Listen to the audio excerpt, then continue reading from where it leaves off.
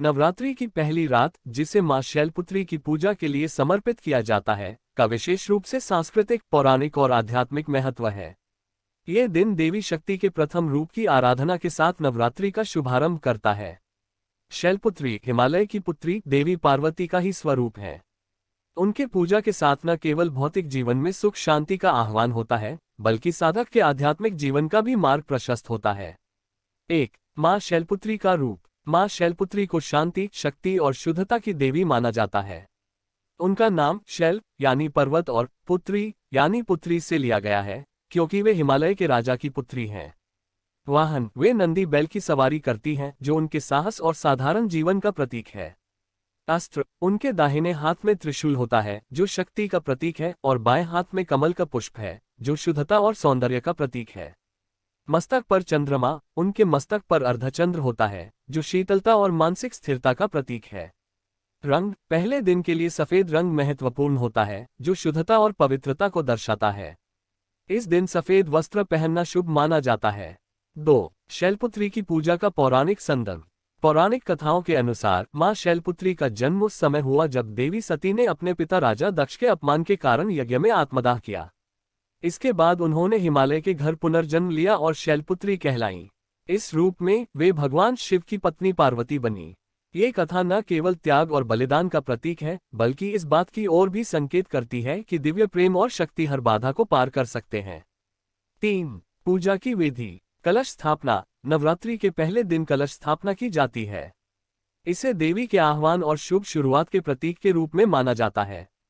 मां शैलपुत्री का ध्यान। पूजा में साधक मां शैलपुत्री के रूप का ध्यान करता है और उनकी मूर्ति या चित्र को शुद्ध जल, दूध, दही, घी, शहद और चीनी के साथ स्नान कराता है।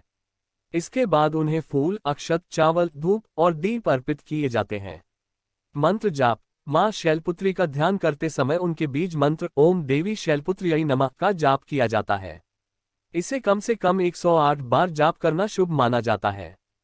प्रसाद। शैलपुत्री को प्रसाद के रूप में सफेद रंग की मिठाई या भोग अर्पित किए जाते हैं, जो शांति और संतुलन का प्रतीक होते हैं। खासकर गाय का दूध या उससे बनी वस्तुएं चढ़ाने का विशेष महत्व है। 4. आध्यात्मिक महत्व। मां शैलपुत्री की पूजा से साधक के जीवन में स्थिरता और दृढ़ता आती है। वे मूलाधार चक्र से जुड़ी हुई हैं, जो मनुष्य के शरीर में नींव का स्थान है। ये चक्र शरीर की ऊर्जा का स्रोत है और इसकी जागृति से मनुष्य को जीवन में स्थिरता, आत्मनियंत्रण और मानसिक संतुलन प्राप्त होता है। शैलपुत्री की पूजा से साधक की आत्मा का शुद्धिकरण होता है और उसे आध्यात्मिक ऊर्जा प्राप्त होती है। 5. मूलाधार चक्र और उसका महत्व। मूलाधार चक्र मानव शरीर का सबसे निचला चक्र है, जो रीढ़ की हड्डी के आधार पर स्थित होता है। ये चक्र सुरक्षा, जीवन शक्ति और स्थिरता से जुड़ा होता है। नवरात्रि का पहला दिन इस चक्र को जागृत करने का आदर्श समय है, क्योंकि ये देवी शैलपुत्री के गुणों का प्रतीक है। इस चक्र के जागृत होने से साधक को शारीरिक और मानसिक संतुलन प्राप्त होता है, जो आध्यात्मिक यात्रा के लिए अत्यधिक आवश्यक है। 6. प्रकृति और शैलपुत्री का संबंध। मां शैलपुत्री को प्रकृति की देवी भी माना जाता है। उनका पर्वतों से गहरा संबंध है और वे सृष्टि के प्राकृतिक रूप की प्रतीक हैं। शैलपुत्री की पूजा से साधक में प्रकृति के प्रति सम्मान और सहानुभूति की भावना उत्पन्न होती है।